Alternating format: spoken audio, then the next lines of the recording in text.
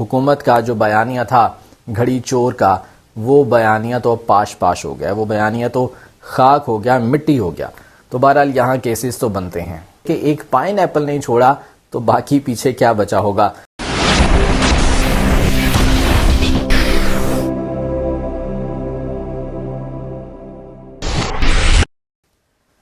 بسم اللہ الرحمن الرحیم، السلام علیکم۔ میرا نام محمد ذیشان بشیر ہے اور میں آپ کو اپنے سوشل میڈیا پلیٹ فارم پر خوش آمدید کہتا ہوں۔ شکریہ ادا کرتا ہوں کہ آپ نے یہ ویڈیو دیکھنے کے لیے وقت نکالا، اور امید کرتا ہوں کہ آپ جہاں پر بھی ہوں گے بفضل خدا خیریت سے ہوں گے۔ عمران خان صاحب نے بالآخر اپنی انتخابی مہم کا آغاز کر دیا ہے۔ لاہور میں انہوں نے ریلی نکالی اور یہ ثابت کر دیا کہ وہ مقبول ترین لیڈر ہیں، لاہور ان کا ہے۔ گو کہ اس وقت پورے پنجاب میں یا پورے ملک میں ان کی مقبولیت کا ایک ہی درجہ ہے، لیکن بہرحال لاہور میں انہوں نے اپنی مقبولیت ثابت کر دی ہے۔ بہت بڑی تعداد میں کارکنان تھے جو کہ ان کے ہمراہ زمان پارک سے روانہ ہوئے، اور بہت ہتھ کنڈے استعمال کیے گئے نگران حکومت کی جانب سے، جس طرح کہ ایک دن پہلے ریلی کا انعقاد کیا جانا تھا لیکن دفعہ 144 کا نفاذ کر دیا گیا، جس کے باعث یہ ریلی نہیں ہو سکی اور عمران خان صاحب نے اس کو اگلے دن کے لیے مؤخر کر دیا تھا۔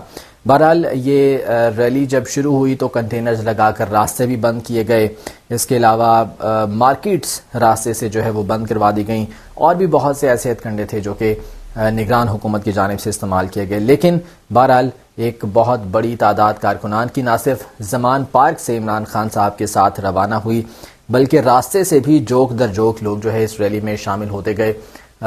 ایون کہ ریلی کی رفتار اتنی سست تھی کہ یہ تقریباً 4 سے 5 گھنٹے میں زمان پارک سے داتا دربار تک پہنچے ہیں، اور جب داتا دربار کے قریب تھے تو وہاں پر جو روڈ لائٹس تھیں، جو اسٹریٹ لائٹس تھیں، وہ بند کر دی گئیں۔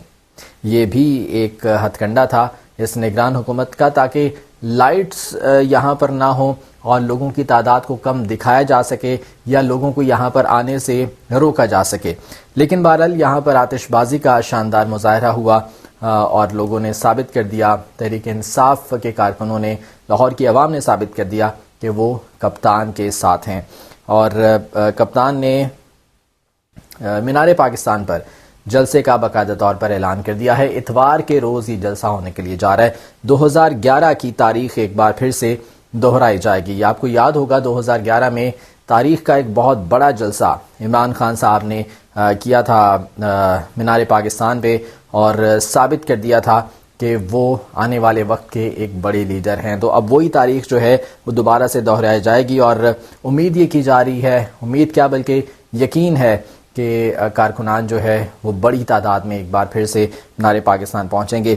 گو کہ جو نگران حکومت ہے یا جو وفاقی حکومت ہے، اس کی ایما پر نگران حکومت کچھ نہ کچھ ایسا کرے گی کہ اس جلسے کو، اس اجتماع کو ناکام بنایا جا سکے یا اس کو روکا جا سکے، اور مختلف ہتھ کنڈے بھی استعمال کیے جائیں گے۔ اس میں سب سے پہلا تو یہ ہے کہ مینار پاکستان پر تحریک انصاف کو جلسے کی اجازت نہیں دی جائے گی۔ اس کے بعد ہو سکتا ہے کہ جو سیکیورٹی تھریٹ ہے اس کو مزید بڑھایا جائے، اور اس کا بہانہ بنا کر عمران خان صاحب کو یہاں پر جو ہے وہ جلسے کی اجازت نہ دی جائے کہ عوام کی ایک بڑی تعداد یہاں پر اگر جمع ہوگی تو یقیناً سیکیورٹی تھریٹ ہو سکتا ہے۔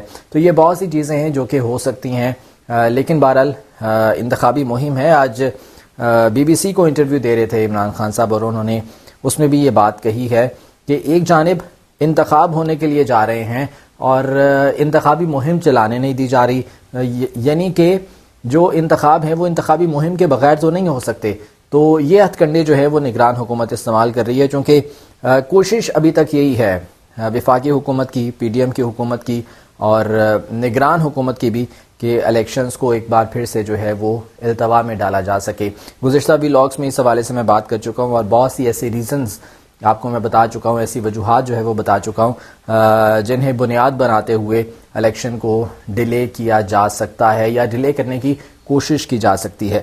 بہرحال یہ وہ چیزیں تھیں جو کہ آج کے دن میں سامنے آئیں۔ اب ہوا یہ کہ ناقابل ضمانت وارنٹ گرفتاری ایک ہی دن میں 2 عدالتوں سے 2 ناقابل ضمانت وارنٹ گرفتاری عمران خان صاحب کے جاری کر دیے گئے۔ ایک تھا جج کو دھمکی دینے کے کیس میں، اور دوسرا تھا توشہ خانہ ریفرنس کیس میں۔ یہاں پر بھی ناقابل ضمانت وارنٹ گرفتاری جاری ہوئے ہیں۔ توشہ خانہ پہ تو یقیناً کل سے گزشتہ روز سے بہت کچھ سامنے آ رہا ہے، اور اب تو جو پی ٹی ایم کا یا اس موجودہ حکومت کا جو بیانیہ تھا گھڑی چور کا، وہ بیانیہ تو پاش پاش ہو گیا، وہ بیانیہ تو خاک ہو گیا، مٹی ہو گیا۔ اب ایک نیا بیانیہ بنانے کی کوشش کی جائے گی، گھڑی چور سے اب بیانیہ چینج کر کے گھڑی فروش کیا جائے گا، چونکہ اب تو بہت سے لوگوں کے نام سامنے آ گئے ہیں، اور ایسے ایسے لوگوں کے نام سامنے آئے ہیں جو بہت بڑے دعوے کرتے رہے ہیں۔ مریم نواز صاحبہ ایک تقریب سے خطاب کے دوران یہ کہہ رہی تھیں کہ اتنے سالوں میں اگر صرف ایک پائن ایپل میرے نام پر نکلا ہے تو تمہیں ڈوب مرنا چاہیے۔ مریم صاحبہ، آپ اینگل کی بات کرتی ہیں نا، تو اس میں بھی ایک اینگل ہے، اور وہ اینگل یہ ہے کہ پائن ایپل نکلا ہے تو ڈوب نہیں مرنا چاہیے، بلکہ یہ سوچنا چاہیے کہ ایک پائن ایپل نہیں چھوڑا تو باقی پیچھے کیا بچا ہوگا۔ لیکن وفاقی حکومت بھی اتنی بیوقوف نہیں ہے کہ تمام جو توشہ خانہ کا ریکارڈ تھا اس کو پبلک بھی کر دیا گیا بغیر کسی رکاوٹ کے۔ گو کہ عدالت کا یہ حکم تھا اور یہ کیا جانا تھا، لیکن شکوک و شبہات بہرحال موجود ہیں، اور وہ شکوک و شبہات کیا ہیں کہ اس کو ٹیمپر کیا گیا ہے۔ یہ ٹیمپرڈ ریکارڈ ہے توشہ خانہ کا جو کہ سامنے لایا گیا ہے، بہت سی چیزیں اس میں سے غائب کر دی گئی ہیں، لیکن بہرحال جو سامنے آیا ہے اس میں بھی ایسی جو ہے وہ انکشافات ہوئے ہیں کہ آنکھیں پھٹی کی پھٹی رہ جائے۔ خواجہ آصف صاحب وزیر دفاع، جو کہ جن کی زبان تھکتی نہیں تھی عمران خان کو گھڑی چور کہتے ہوئے، سب سے زیادہ گھڑیاں انہوں نے لی ہیں، ڈیکوریشن پیسز انہوں نے لیے، بیڈ شیٹس انہوں نے لیں، اس کے علاوہ جو ہے وہ گھڑیاں انہوں نے لیں، قالین انہوں نے لیا اونے پونے داموں، مہنگا قالین اونے پونے داموں جو ہے وہ لے لیا توشہ خانہ سے۔ لیکن یہ چیزیں تو ایک جانب، دوسری جانب نواز شریف صاحب نے مرسڈیز گاڑی محض 6 لاکھ روپے میں توشہ خانہ سے لے لی۔ پاکستان کا یہ قانون کہتا ہے کہ گاڑی نہیں لی جا سکتی توشہ خانہ سے، لیکن لی گئی ہے مرسڈیز گاڑی 6 لاکھ میں۔ 6 لاکھ میں تو مہران گاڑی بھی نہیں آتی ہوگی، لیکن نواز شریف صاحب نے مرسڈیز گاڑی بہرحال 6 لاکھ میں لی ہے۔ آصف علی زرداری صاحب جنہوں نے یہ بیانیہ بنانے میں بہت بڑا کردار ادا کیا، وہ بھی توشہ خانہ، اور بلاول بھٹو ٹوچہ خانہ جو ہے یہ اس طرح کے الفاظ استعمال کرتے تھے۔ تو 2 گاڑیاں زرداری صاحب نے بھی BMW لی ہیں، اونے پونے داموں جو ہے وہ خریدی ہیں۔ یوسف رضا گیلانی نے جو ہے وہ لی ہیں، انہوں نے بھی اونے پونے داموں جو ہے یہ گاڑیاں توشہ خانہ سے نکلوائی ہیں۔ تو بہرحال یہاں کیسز تو بنتے ہیں۔ اب اگر توشہ خانہ ریفرنس عمران خان کے خلاف ہے تو توشہ خانہ ریفرنس ان سب کے خلاف بھی ہونا چاہیے، بلکہ ہوگا۔ عدالتیں جب اس پر نوٹس لیں گی تو پھر ظاہری بات ہے پھر سب جو ہے وہ سامنے آئے گا اور سب کو بھگتنا بھی پڑے گا۔ بہت سے پردہ نشینوں کے نام اس میں سامنے آئے ہیں۔ مسلم لیگ نون کی جو حکومت تھی وہ توشہ خانہ سے یہ تحائف لے کر آگے دوسرے لوگوں کو تحفے میں دے دیتی تھی، یعنی کہ صحافیوں کو جنہیں لفافے دیے جاتے تھے یا جنہیں وہ ٹوکریاں بھجوائی جاتی تھی، جس کا تذکرہ گئے دنوں میں ہوتا رہا ہے، ان ٹوکریوں کے ساتھ یہ توشہ خانہ کے گفٹس بھی جاتے تھے، یہ تحائف بھی جاتے تھے، اور باقاعدہ طور پر ان صحافیوں کا نام اس لسٹ میں شامل ہے۔ وہ لسٹ اویلیبل ہے کابینہ ڈویژن کی ویب سائٹ پر، آپ اس کو ڈیٹیل میں دیکھ سکتے ہیں اور چیک کر سکتے ہیں کہ کون کون سے صحافیوں کا اور کون کون سے سیاستدانوں کا اس میں نام موجود ہے۔ یہ تو تھی توشہ خانہ کی کہانی۔ دوسرا کیس جس میں عمران خان کے ناقابل ضمانت وارنٹ گرفتاری جاری کیے گئے وہ تھا خاتون جج کو دھمکی دینے کا کیس۔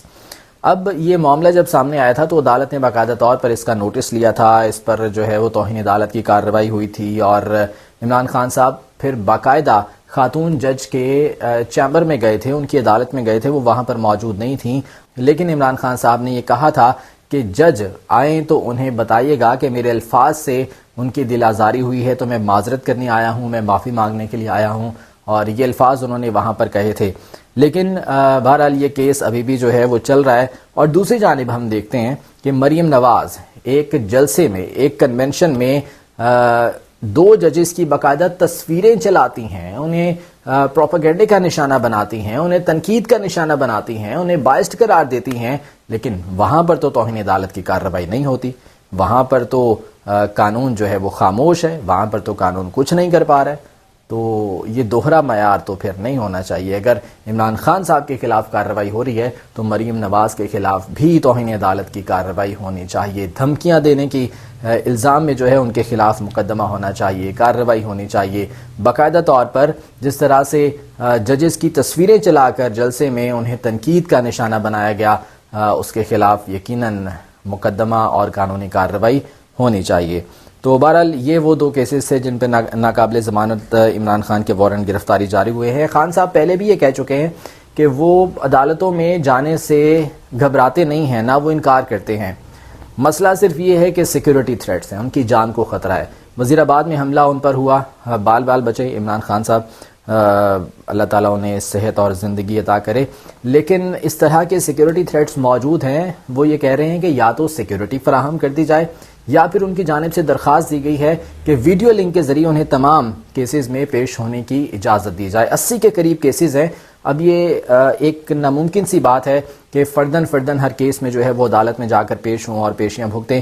انہوں نے کہا تھا کہ ویڈیو لنک کے ذریعے ہر کیس میں پیش ہونے کی انہیں اجازت مل جائے.